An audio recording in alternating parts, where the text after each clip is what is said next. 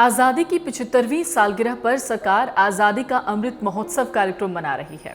प्रधानमंत्री नरेंद्र मोदी ने इस कार्यक्रम के तहत हर घर तिरंगा अभियान का ऐलान किया, जहां लोग आज 13 अगस्त से अपने घरों के बाहर तिरंगा फहरा रहे हैं। ऐसे में आपको भारतीय ध्वज से जुड़े नियमों और सावधानियों के बारे में जान लेना चाहिए। तो चलिए अब आपको बताते हैं झंडे के शेप और साइज के बारे में। तिरंगे का उपयोग और प्रदर्शन राष्ट्रीय गौरव का अपमान निवारण अधिनियम 1971 और भारतीय ध्वज संहिता 2002 के द्वारा नियंत्रित होता है। भारतीय ध्वज संहिता को 26 जनवरी 2002 को संशोधित किया गया था और नागरिकों को न केवल राष्ट्रीय दिवसों पर बल्कि किसी भी दिन अपने घरों, कार्यालयों और कारखानों पर तिरंगा फहराने की अनुमति दी गई थी। झंडा हमेशा आयताकार होना चाहिए। लंबाई और ऊंचाई का अनुपात होना चाहिए 3:2। झंडा किसी भी आकार का हो सकता है जब तक कि वो इस अनुपात में है। पॉलिस्टर से बने मशीन बुने हुए झंडों के उपयोग की अनुमति भी है।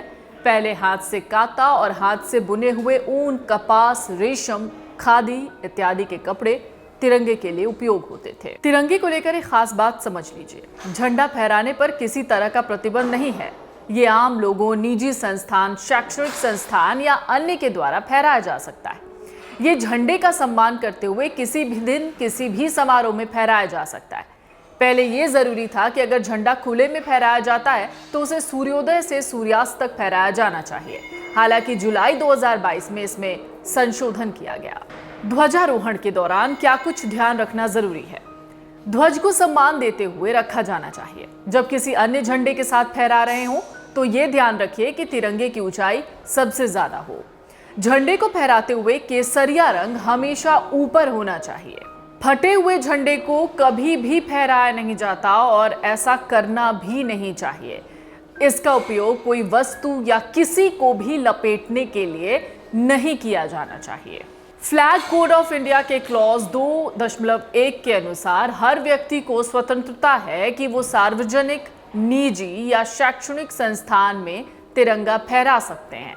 हालांकि तिरंगे को फहराने के समय कुछ बातों का ध्यान रखना बेहद जरूरी है, क्योंकि 1971 के prevention of insults to national honour act के तहत कुछ नियम हैं जिनको ध्यान में रखना चाहिए।